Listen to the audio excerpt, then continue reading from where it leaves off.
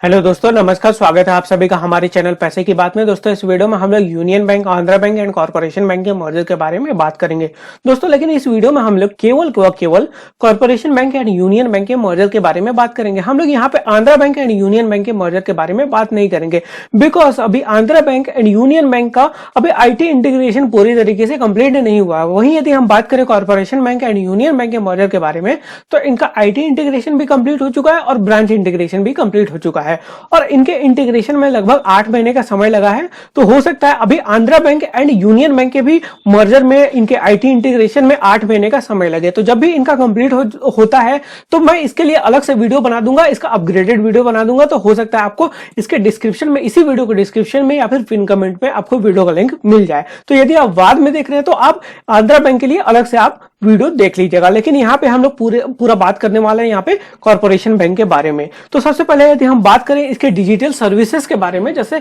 UPI आपको कैसे use करना है, आपको मोबाइल बैंकिंग अब कैसे यूज करना है, आपको इंटरनेट बैंकिंग कैसे यूज करना है। तो यदि हम जैसे आप जाते हैं यहाँ पे ऑनलाइन बैंकिंग में, तो यहाँ पे यदि हम नेट बैंकिंग में जाते हैं तो सबसे पहले हम लोग बात कर लेते हैं यहाँ पे नेट बैंकिंग के बारे में। तो यहाँ पे आप देख सकते हो नेट बैंकिंग में आपको 2 ऑप्शन मिल रहे होंगे, एक यूनियन बैंक के कस्टमर के लिए और दूसरा है आपका आंध्रा बैंक के कस्टमर के लिए। तो यदि आप आंध्रा बैंक के कस्टमर है तो आपको आंध्रा बैंक का ही अभी आपको इंटरनेट बैंकिंग हो गया या फिर मोबाइल बैंकिंग या फिर UPI आपको आंध्रा बैंक का ही आपको यूज करना है। लेकिन यदि आप कॉर्पोरेशन बैंक के कस्टमर हैं तब अब आपको यूनियन बैंक का internet banking, mobile banking and साथ में आपको UPI यूज करना है। जैसे आप भीम ऐप में जैसे आप सिलेक्ट करोगे वहां पे, तो वहां पे आपको कॉर्पोरेशन बैंक सेलेक्ट नहीं करना है, अब आपको यूनियन बैंक सेलेक्ट करना है। यदि आप कॉर्पोरेशन बैंक सेलेक्ट करते हो तो वहां से आपका अकाउंट फाइंड नहीं होगा। यदि आपने पहले लिंक करके रखा होगा, जैसे कॉर्पोरेशन बैंक को लिंक करके रखा होगा, तो वहां से आपका UPI ट्रांजैक्शन नहीं होगा। तो अब आपको यूनियन बैंक का UPI यूज करना है और साथ में आपको मोबाइल बैंकिंग भी अब आपको यूनियन बैंक का यूज करना है और आपको इंटरनेट बैंकिंग भी यूनियन बैंक का यूज करना है। और मोबाइल बैंकिंग और इंटरनेट बैंकिंग यूज करने के लिए आपको कहीं अलग से रजिस्ट्रेशन कराने की जरूरत नहीं है। जो पहले आप यूजर ID एंड पासवर्ड, जो क्रेडेंशियल डाल के आप पहले इंटरनेट बैंकिंग में लॉगिन करते थे, कॉर्पोरेशन बैंक के इंटरनेट बैंकिंग में लॉगिन करते थे, सेम क्रेडेंशियल आपको यूनियन बैंक के इंटरनेट बैंकिंग में आपको डाल के लॉगिन करना है। तो ये तो हो गई बात इनके डिजिटल सर्विसेज के बारे में। तो अब हम लोग बात करते हैं क्या इनका account number, IFSC code, customer ID, MICR code, chequebook, passbook में क्या बदलाव हुए हैं उसके बारे में वो हम लोग बात करते हैं। तो ध्यान रखिएगा, हम यहाँ पे बात कर रहे हैं केवल कॉर्पोरेशन बैंक के कस्टमर के लिए, यहाँ पे हम आंध्रा बैंक के कस्टमर के लिए बात नहीं कर रहे हैं। तो सबसे पहले हम लोग बात करते हैं कि अकाउंट नंबर चेंज हुआ है कि नहीं।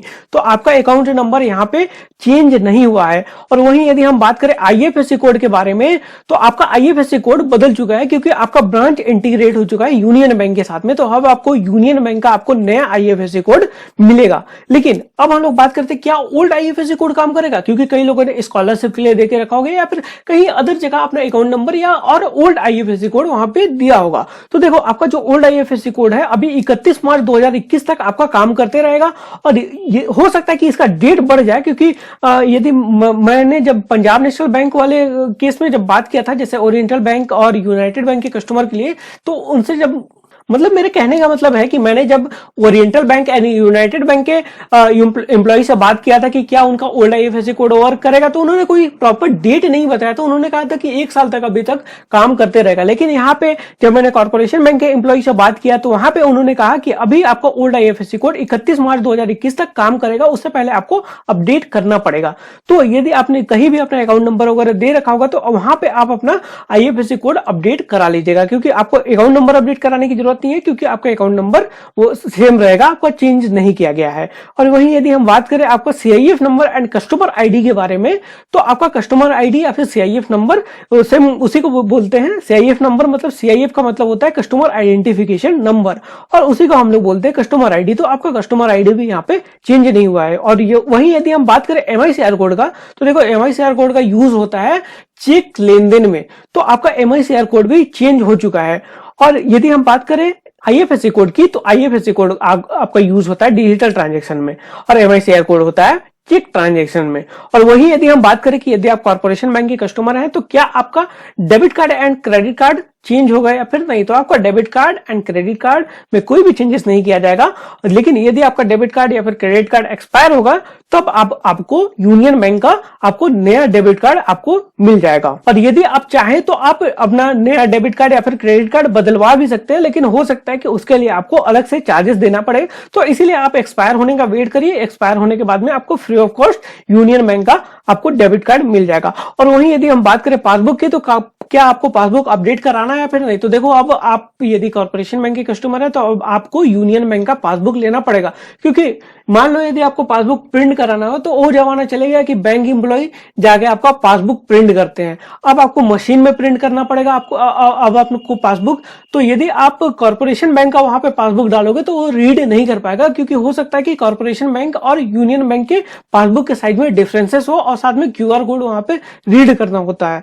तो इसीलिए आप यूनियन बैंक का पासबुक में अपडेट करा लेना। और वहीं यदि हम बात करें आपके चेकबुक का, तो चेकबुक आपका जो ओल्ड चेकबुक है वो अब काम नहीं करेगा और ये चीज 1 जनवरी 2021 से ही अप्लाई हो चुका है। तो अब आपको ओल्ड चेकबुक यहाँ पे काम नहीं करेगा, अब आपको नया यूनियन बैंक का आपको चेकबुक लेना पड़ेगा। और वहीं यदि हम बात करें स्विफ्ट कोड की, स्विफ्ट कोड एक्चुअली यूज होता है जो लोग फॉरेन से पेमेंट रिसीव करते हैं, मतलब आउट ऑफ इंडिया से पेमेंट रिसीव करते हैं उनके लिए है। तो स्विफ्ट कोड अब आपको यूनियन बैंक का डालना होगा। स्विफ्ट कोड फाइंड करने में आपको यदि दिक्कत होगा तो आप यूनियन बैंक का कोई भी स्विफ्ट कोड आप यूज कर सकते हैं, लेकिन प्रेफर ये होता है कि आप अपने नजदीकी किसी मतलब कि आप किसी नजदीकी ब्रांच का आप स्विफ्ट कोड यूज कर सकते हैं, क्योंकि कोई भी डिस्प्यूट होता है तो आप अपने नजदीकी ब्रांच में जा सकते हैं। तो जैसे आप अपने राजधानी मतलब अपने राज्य के राजधानी का कोई स्विफ्ट कोड यूज कर सकते हैं, या फिर आप चाहो तो यदि आप चाहो तो दिल्ली का भी यूज कर सकते हो, आप बॉम्बे का भी यूज कर सकते हो, आपके अकाउंट में पेमेंट रिसीव हो जाएगा। तो लेकिन यदि आप कॉर्पोरेशन बैंक में पहले पेमेंट रिसीव करते थे स्विफ्ट कोड के जरिए, मतलब फॉरेन से पेमेंट रिसीव करते थे, तो वहां पे अब आप यूनियन बैंक का स्विफ्ट कोड वहां पे अपडेट करा लेना। क्योंकि कई लोग गूगल एडसेंस से जैसे पेमेंट रिसीव करते थे तो वैसे कॉर्पोरेशन बैंक को काफी कम ही लोग यूज करते होंगे, लेकिन यदि फिर भी कोई यूज करता होगा तो अब आप यूनियन बैंक के स्विफ्ट कोड में अपडेट करा लेना। सो गाइस इस वीडियो में बस इतना ही। आई होप आपको वीडियो पसंद आया होगा। मेरा तबीयत खराब था इसीलिए मैं वीडियो अपलोड नहीं कर पा रहा था। सो गाइस यदि आपको वीडियो पसंद आया होगा तो आप इस वीडियो को शेयर भी कर सकते हैं और साथ में आप चैनल को सब्सक्राइब कर लीजिएगा और सब्सक्राइब करने के बाद में बेल आइकन को भी दबा दीजिएगा, ताकि जब भी कोई नई वीडियो अपलोड हो तो उसकी नोटिफिकेशन आपको मिल पाए।